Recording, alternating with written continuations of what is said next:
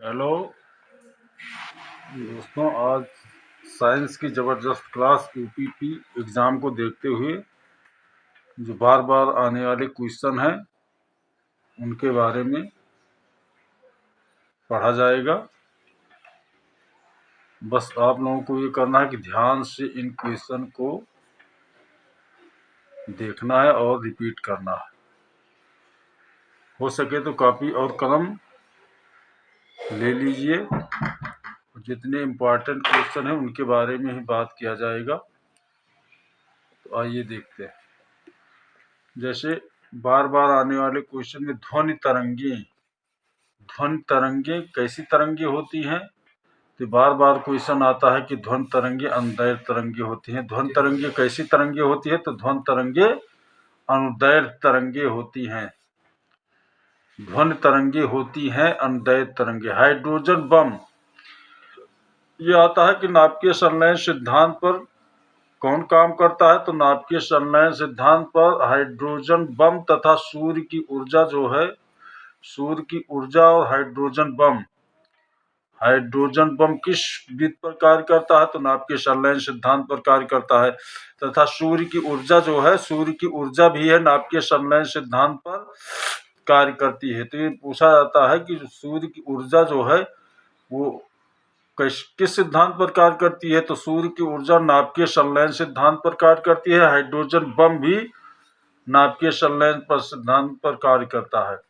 अगला question, radio carbon dating या carbon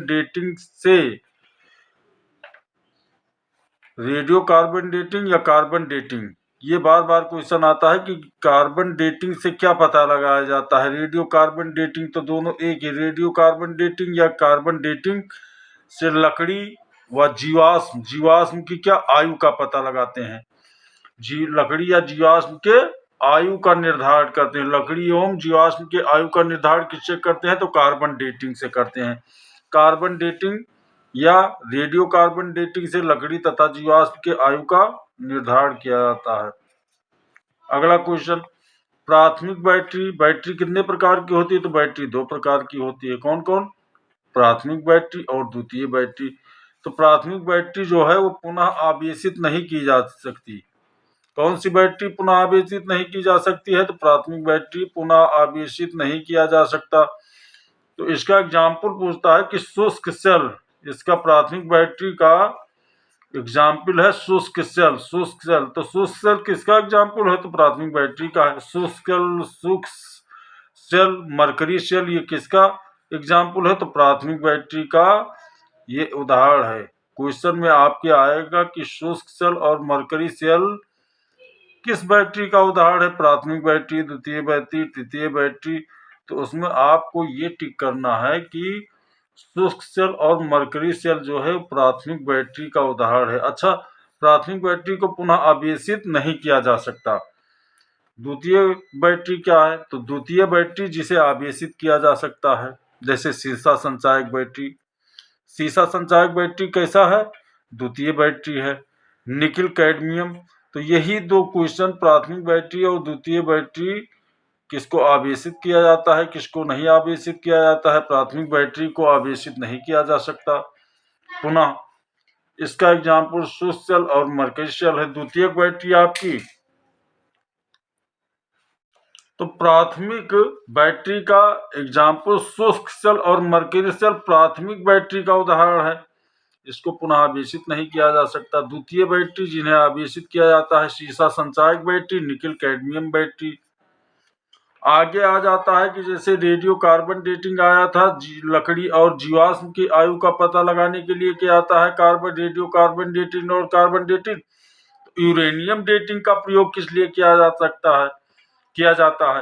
तो यूरेनियम डेटिंग का प्रयोग पृथ्वी, खनिज एवं चट्टानों की आयु के निर्धारण के लिए किसका उपयोग किया जाता है? तो चट्टानों की आयु के निर्धारण के लिए यूरेनियम डेटिंग का प्रयोग किया था। यूरेनियम डेटिंग में पृथ्वी, खनिज और चट्टानों की आयु के निर्धारण के लिए यूरेनियम डेटिंग का प्रयोग किया जाता है। अगला क्वेश्चन, डायनमो। बार बार ये क्वेश्चन आता है कि डायनमो का कार्य क्या है। तो डायनमो का कार्य है यांत्रिक ऊर्जा को विद्युत ऊर्जा में कन्वर्ट करना। डायनमो का क्या कार्य है, एकदम दिमाग में बैठा लेना। डायनमो का कार्य है यांत्रिक ऊर्जा को विद्युत ऊर्जा में बदलना। डायनमो का कार्य क्या है, डायनमो का कार्य है यांत्रिक ऊर्जा को विद्युत ऊर्जा में बदलना। एक डायनमो हो गया, एक विद्युत मोटर। विद्युत मोटर का क्या कार्य है, विद्युत ऊर्जा को यांत्रिक ऊर्जा में बदलना। विद्युत ऊर्जा को यांत्रिक ऊर्जा में बदलना विद्युत मोटर हो गया। डायनमो का कार्य है यांत्रिक ऊर्जा को विद्युत ऊर्जा में एग्जाम में ये आता है कि डायनमो का कार्य क्या है, या ऐसे दे दिया कि यांत्रिक ऊर्जा को विद्युत ऊर्जा में कौन बदलता है, डायनमो बदलता है, विद्युत मोटर बदलता है। दो एग्जाम्पल और दिया रहेगा, तो उसमें हमको हमेशा याद रखना है कि यांत्रिक ऊर्जा को विद्युत ऊर्जा में कौन बदलता है, डायनमो बदलता है, डायनमो। द्विनाम पद्धति के जन्मदाता कौन है, द्विनाम पद्धति के जन्मदाता कैरोलस लीनियस। कैरोलस लीनियस जो है वो द्विनाम पद्धति के जन्मदाता है। द्विनाम पद्धति के जन्मदाता कौन है, कैरोलस लीनियस है। अस्थियों की कुल संख्या कितनी है, अस्थियों की कुल संख्या 206 है, 206। ये क्वेश्चन आसान है, आसान क्वेश्चन जो है वो बिल्कुल गलत नहीं होने चाहिए, नहीं आप एग्जाम से तुरंत बाहर हो जाते हैं। तो अस्थियों की कुल संख्या कितनी है, 206। द्विनाम पद्धति के जन्मदाता कैरोलस लीनियस। इसको सबसे छोटी अस्थि स्टिपीज, सबसे छोटी अस्थि स्टिपीज। स्टिपीज कहाँ पाई जाती है, कान में पाई जाती है। सबसे छोटी हड्डी स्टिपीज पूरे शरीर की कहाँ, कान में पाई जाती है। कान में वैसे 3 हड्डियां पाई जाती हैं, ये कान में 3 हड्डियां पाई जाती है, 3 बोन्स। तो सबसे छोटी हड्डी या अस्थि स्टिपीज कान में पाई जाती है। सबसे लंबी अस्थि फीमर, जांघों जंघा वाली, जंघा वाली इसको क्या कहते हैं, फीमर, सबसे लंबी अस्थि है शरीर की। अब आ जाइए विटामिन के बारे में बात कर लेते हैं। तो विटामिन में जो है, विटामिन वैसे 2 तरीके से डिफाइन किया गया है कि वसा में घुलनशील विटामिन कौन है और जल में घुलनशील विटामिन। 2 प्रकार, जल में घुलनशील विटामिन और वसा में घुलनशील विटामिन। तो विटामिन ए वसा में घुलनशील, vitamin A, vitamin D, vitamin E, vitamin के, ये सब कैसी हैं विटामिन, विटामिन ये हैं वसा में घुलनशील विटामिन। अब आ जाइए, इनका नाम बहुत इंपॉर्टेंट रहता है कि इनका नाम, जैसे वसा में घुलनशील जो विटामिन है उनका नाम और कमियां। तो विटामिन ए, सबसे पहला कौन सा विटामिन, विटामिन ए। बार बार ये आता है आसान क्वेश्चन, विटामिन ए का नाम ही पूछ लिया। विटामिन ए का क्या नाम है, तो रेटिनॉल। Vitamin A retinol, रतौंधी।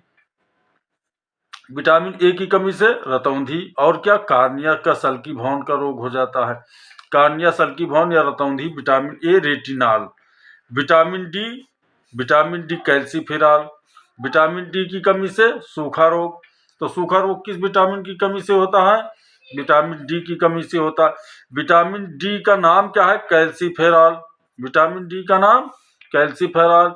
तो बच्चों में जो है वो सूखा रोग होता है और बड़ों में ऑस्टियोमलेशिया होता है। बड़ों में ऑस्टियोमलेशिया, बच्चों में सूखा रोग और बड़ों में ऑस्टियोमलेशिया रोग किसके कारण होता है, विटामिन डी की कमी के कारण होता है। विटामिन डी का नाम क्या है, तो विटामिन डी का नाम है कैल्सीफेरॉल। विटामिन ई, अगली vitamin, vitamin E. Vitamin E tocopherol. Vitamin E का नाम क्या है, टोकोफेरॉल। टोकोफेरॉल, टोकोफेरॉल किस विटामिन का नाम है, तो विटामिन ई का नाम है। विटामिन ई की कमी से होने वाला रोग, जनन क्षमता की कमी। विटामिन ई की कमी से होने वाला रोग, जनन क्षमता की कमी, जनन क्षमता की कमी। तो ये आपका हो गया विटामिन के, ये भी वसा में घुलनशील है। विटामिन के का नाम है नेप्टोक्यूनोन। नेप्टोक्यूनोन किस विटामिन का नाम है, नेप्टोक्यूनोन। तो विटामिन के का नाम है नेप्टोक्यूनोन। नेप्टोक्यूनोन की कमी से, यानी विटामिन के की कमी से होने वाला रोग, रक्त का थक्का ना जमना। रक्त का थक्का ना जमना। रक्त का थक्का ना जमना यानी कि अगर कहीं कट हो गया और ब्लड निकल रहा है तो वहां किसकी भूमिका? विटामिन के की। अगर विटामिन के की कमी रहेगी तो रक्त का थक्का नहीं जमेगा और क्या होगा? ब्लड गिरते गिरते आदमी की मृत्यु हो जाएगी। तो विटामिन के नेप्टोक्विनोन, रक्त का थक्का ना जमना। ये हो गई वसा में घुलनशील विटामिन। अब आ जाइए बात करते हैं पानी में घुलनशील विटामिन, जल में घुलनशील या पानी में घुलनशील विटामिन। तो पानी में घुलनशील विटामिन कौन? Vitamin B1। विटामिन बी और सी जो है, विटामिन बी और सी जो है ये जल में घुलनशील विटामिन है। अब विटामिन बी जो है कई प्रकार की हैं, उनमें इम्पॉर्टेंट विटामिन जो है उनका नाम और उनसे होने वाले रोग ये हमको याद कर लेना है। तो विटामिन उसमें पहला आ जाता है विटामिन बी कॉम्प्लेक्स ग्रुप में विटामिन B1। विटामिन B1 का नाम पहले जानना है। तो विटामिन B1 का नाम है थायामीन। थायामीन थायामीन यानी विटामिन B1 की कमी से होने वाला रोग बेरी। विटामिन B1 की कमी से होने वाला रोग कौन सा है? बेरी। विटामिन B1 थायामीन नाम, विटामिन B1 का नाम थायामीन। कौन सा रोग? बेरी। विटामिन B2 का नाम है राइबोफ्लेविन। राइबोफ्लेविन किस विटामिन का नाम है? तो विटामिन B2 का नाम है राइबोफ्लेविन। इसकी कमी से होने वाला किलोसिस। किलोसिस किसकी कमी से होने वाला रोग है? तो विटामिन B2 की कमी से होने वाला रोग है। विटामिन B2 का नाम क्या है? तो विटामिन B2 का नाम है राइबोफ्लेविन। होने वाला कमी से होने वाला रोग किलोसिस। पनीर, अंडे, हरी पत्ती और हरी पत्तियों का साग, मांस, इन सब में ये B2 पाया जाता है। मुख्यतः देखा जाए तो ये छाछ, पनीर, अंडे, हरी पत्ती एवं हरी पत्ती की पत्तियों की, जैसे ये हो गया पालक, इन सब में क्या पाया जाता है? Riboflavin. Vitamin B2। Vitamin B3 का नाम क्या है? विटामिन B3 का नाम है निकोटिनिक अम्ल। Vitamin B2 riboflavin, vitamin B3 nicotinic अम्ल। निकोटिनिक अम्ल यानी विटामिन B3 की कमी से होने वाला रोग पेलेग्रा रोग है। कौन सा रोग है? पेलेग्रा रोग। पेलेग्रा रोग किसकी कमी से? विटामिन B3 निकोटिनिक अम्ल की कमी से होने वाला रोग है। अगला आपका आ गया vitamin B5, most important, pantothenic अम्ल। इसका नाम है विटामिन B5 पेंटोथेनिक अम्ल। विटामिन B5 पेंटोथेनिक अम्ल। कमी से होने वाला रोग चर्म रोग और सफेद बाल। सफेद बाल और चर्म रोग किस विटामिन की कमी से? Vitamin B5। B5 का नाम क्या है? पेंटोथेनिक अम्ल।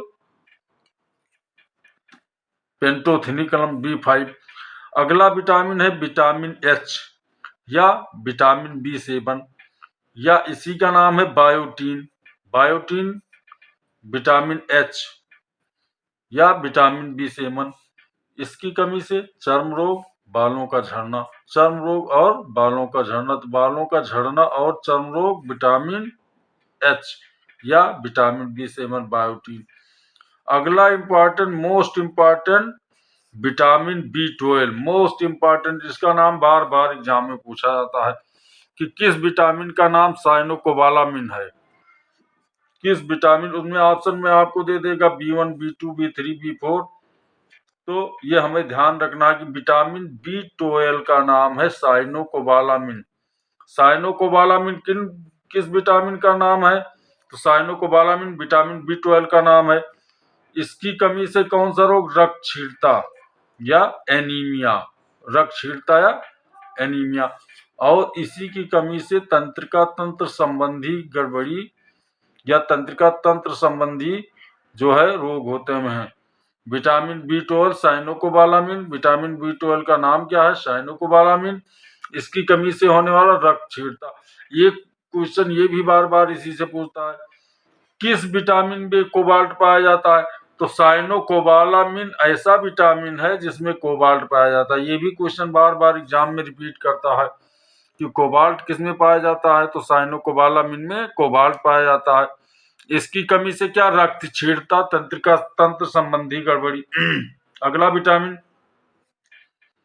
Vitamin B, vitamin C. Vitamin C का नाम है ascorbic acid. Vitamin C, ascorbic acid, ये खट्टे फलों में पाया जाता है। नींबू है, जूस वाले फल जो खट्टे हैं जैसे नींबू, आंवला, इन सब में, ज्यादातर नींबू वाले फलों में। तो इसकी कमी से स्कर्वी रोग, विटामिन सी की कमी से स्कर्वी रोग होता है। स्कर्वी रोग, स्कर्वी रोग में जैसे मुंह से दुर्गंध आना और दांत, मसूड़ों में सूजन, मसूड़ों में सूजन, इसकी मसूड़ों में सूजन, ये विटामिन सी की कमी से होता है। अगला फोलिक एसिड। फोलिक एसिड की कमी से रक्तक्षीणता, और ये फोलिक एसिड जो है ये कुंठित बुद्धि, विटामिन फोलिक एसिड की कमी से मोस्ट इम्पॉर्टेंट है कि कुंठित बुद्धि, ये अगर इसकी कमी होगी तो कुशाग्र बुद्धि नहीं होगी, यानी कुंठित बुद्धि। फोलिक एसिड की कमी से कुंठित बुद्धि और रक्तक्षीणता, एनीमिया। ये हो गया विटामिन। जल में घुलनशील विटामिन, वसा में घुलनशील विटामिन और उनके उपनाम। कुछ एंजाइम के बारे में बात कर लेते हैं। बार बार क्वेश्चन आता है कि हमारे मुंह से दो तरीके के एंजाइम निकलते हैं जिससे पाचन, मुख से ही पाचन चालू होता है। तो हमारे मुंह से दो प्रकार के एंजाइम निकलते हैं, उनका नाम है टाइलिन और इमाइलेज। टाइलिन और इमाइलेज जो है ये हमारे लार के एंजाइम है, और यही टाइलिन और इमाइलेज जो है मुख से स्रावित होते हैं और भोजन के साथ मिलकर पाचन क्रिया मुख से ही प्रारंभ हो जाती है। ध्यान देना है, टाइलिन, इमाइलेज, ये जब हम खाना खाते हैं तो उसमें लार के रूप में मिलकर और पाचन क्रिया मुख से ही चालू होती है। तो कौन से एंजाइम है वो, टाइलिन और इमाइलेज। हीलियम, आइए कुछ अक्रिय गैसों के बारे में बात करें। अक्रिय गैसों में हीलियम का काम, गुब्बारों में हीलियम भरा जाता है। गोताखोरों के ऑक्सीजन के लिए हीलियम, गोताखोर जो हैं वो समुद्र के अंदर जब घुसते हैं तो उसमें भी हीलियम का उपयोग किया जाता है। आर्गन, विद्युत बल्ब में भरने के लिए आर्गन का उपयोग किया जाता है। आर्गन का उपयोग किस काम के लिए किया जाता है, तो आर्गन का उपयोग विद्युत बल्ब में भरने के लिए। रेडान जो है, रेडान कैंसर उपचार के लिए। रेडान अक्रिय गैस का उपयोग कैंसर उपचार के लिए, आर्गन का उपयोग विद्युत बल्ब में भरने के लिए। अब आ जाइए कुछ संघटक जो बार बार क्वेश्चन आता है कि पीतल किसका बना होता है। ये सब आ जाता है, छोटे छोटे क्वेश्चन हैं लेकिन क्रिटिकल हैं, तो इनके बारे में बात की। जैसे पीतल का संगठन है, तो पीतल किसका संगठक है, कॉपर और जिंक का। कॉपर और जिंक से मिलकर पीतल बना होता है। पीतल किससे मिलकर बना होता है, तो कॉपर और जिंक से मिलकर पीतल बना होता है। स्टेनलेस स्टील का संगठक iron, carbon, chromium, nickel, chromium, carbon, iron, stainless steel. अगला क्वेश्चन, लहसुन प्याज में गंध किसके कारण आती है। लहसुन और प्याज में गंध किसके कारण आती है, तो सल्फर के कारण आती है, भी मोस्ट इंपॉर्टेंट है। किसके कारण लहसुन और प्याज में गंध आती है, तो सल्फर के कारण ही लहसुन और प्याज में गंध आती है। फिर अगला question, most important question, iron pyrites क्या है, झूठा सोना या बेवकूफों का सोना किसे कहते हैं, आयरन पायराइड्स को। झूठा सोना या बेवकूफों का सोना किसे कहते हैं, आयरन पायराइड्स को। ये बार बार एग्जाम आने वाले क्वेश्चन है जो हमको गलत नहीं करना है, और इनको एक बार, दो बार, 3 बार लेट बैठकर ऐसे वीडियो सुनते रहना है, सुनते सुनते ही पूरा याद हो जाए। Thank you.